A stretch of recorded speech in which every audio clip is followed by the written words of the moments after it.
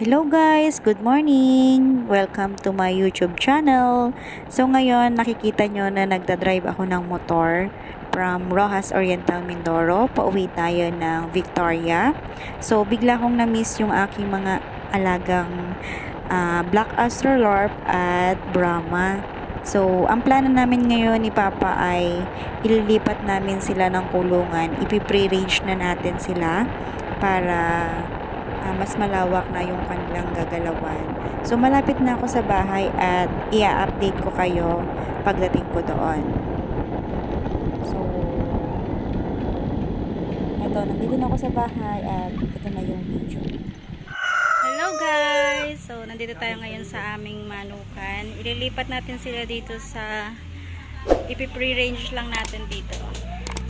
Ito yung lagayan nila. Papakawalan natin dyan para mag-enjoy sila.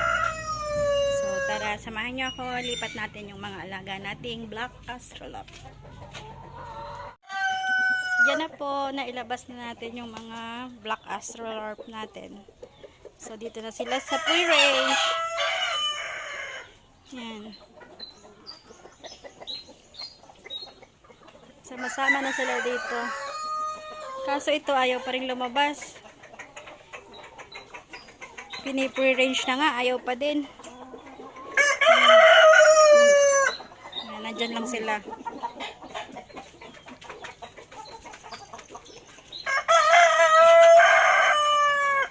Ayan. O, diba? Para masanay na sila sa nung nakawala. Tapos bukas, ililipat na lang itong mga mga native. For now, ito lang muna mga Black Australorp. Enjoy sila dyan. Yun. So, ito yung natitira natin Brahma na sisiw. Bali, 2 months na sila. Dadalo na lang. Medyo masilad kasi silang alagaan.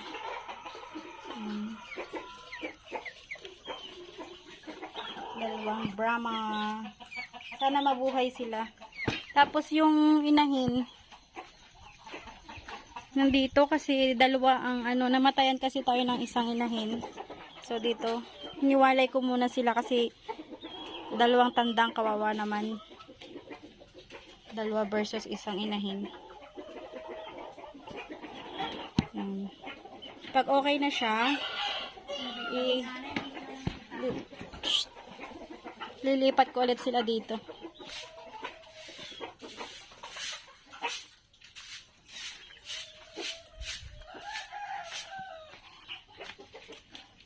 Ito, yung dalawang tandang. Pag okay na yun, yung inahin, medyo lungkuyin na kasi, kaya nilipat ko muna. Pag okay, balik ko na to, tapos yung isang tandang ang ikukulong ko. Namatayan kasi tayo ng isang Brahma na inahin. So, 1 lang natira. 3 na lang sila. So, medyo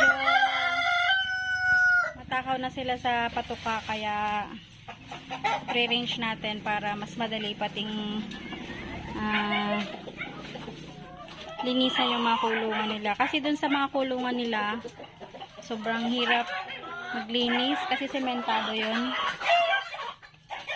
Dating kulungan ng baboy. So ginawa nating lagay ng manok. So ngayon dito natin siya ikukulong. Nilagyan lang natin ng net yung kanilang kulungan. Sama-sama na sila dito. So ito yung kanilang, yan, ganyan kalaki yung kanilang kulungan. Tapos ito, lalagyan natin to ng net pa sa taas. Yan, may native pa rin ditong kasama. Yan, hindi pa natin natatanggal, pero balak namin yung tanggalin para puro Black Australorp yung nandito nakakulong.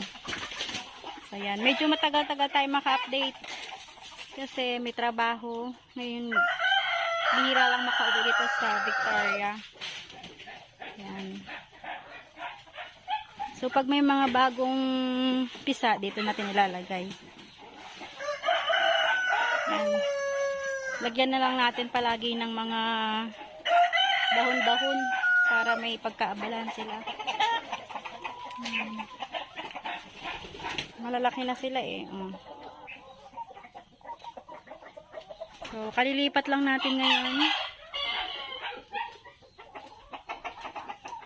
Tapos lang natin maglipat. So, hindi pa sila sanay kaya lagi silang nandyan lang. Yan. Gagawin din ni Papa ng mga paitlugan. So, ito yung mga So, bali 3 kulungan yun na bakante. So, paitlugan. May paitlugan din doon.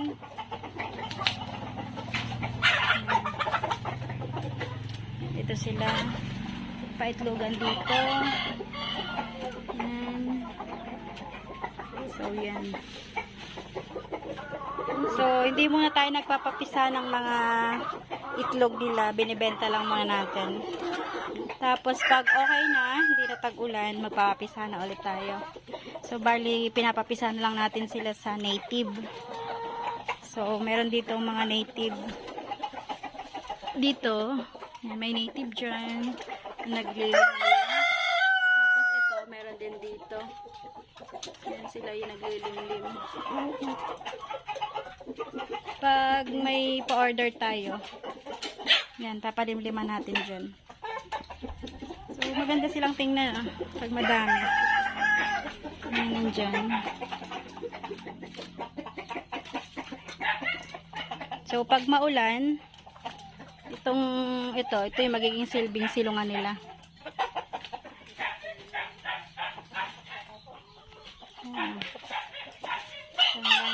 Asulot.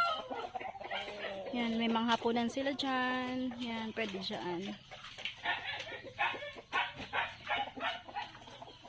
Yan, so yun muna yung update natin ngayon. So, ayun na nga guys, at natapos na naman natin ang ating paglilipat ng ating mga alaga. So, ngayon po ay pauwi na ulit ako ng Rojas Oriental Mindoro. Balik trabaho na naman tayo at sa susunod na uwi ko ay i-update ko kayo kung mas maganda yung free-range or nasa kulungan sila. So, salamat po sa inyong panonood. See you on my next vlog. Bye-bye. Keep safe everyone. Thank you po.